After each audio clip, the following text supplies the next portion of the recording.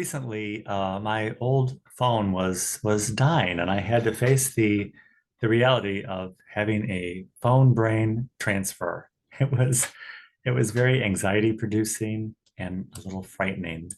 But the process went pretty good between the Apple Store and the people at AT&T. I was able to transfer my brain successfully into a new device. And now instead of a button pusher, I'm a swiper. And I was apprehensive about swiping, but turns out I make an excellent swiper.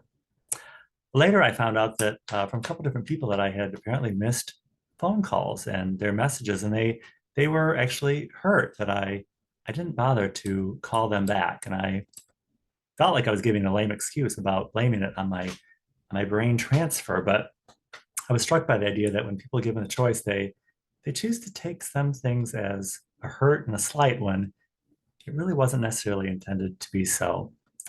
We can all feel hurt sometimes, but sometimes we just need to say, tell it to Jesus and leave a message. Welcome to Sunday Coffee Hour. I'm Stanley Smith.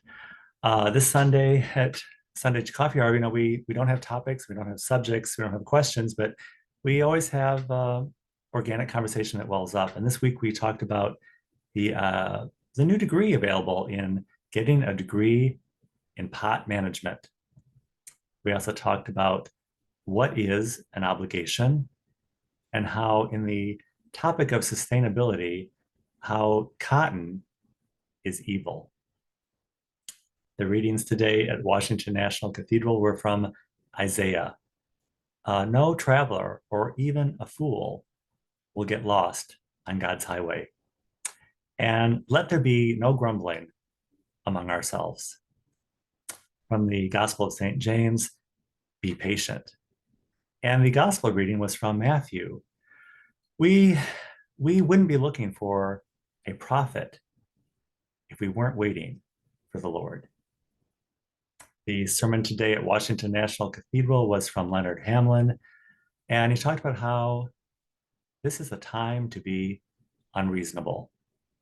If we follow Christ, we will often appear completely irrational because it's a paradoxical experience, trying to be nice and having to be an asshole at the same time.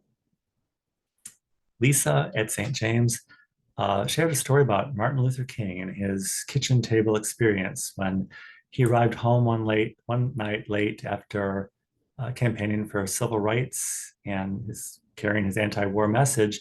He received a phone call at midnight, and the caller said, if you want to spare your life and not get killed, you better leave Alabama right now. Mr. King sat down at his kitchen table and prayed to God for guidance. And God basically told him that he should continue doing exactly what he's doing and not fear.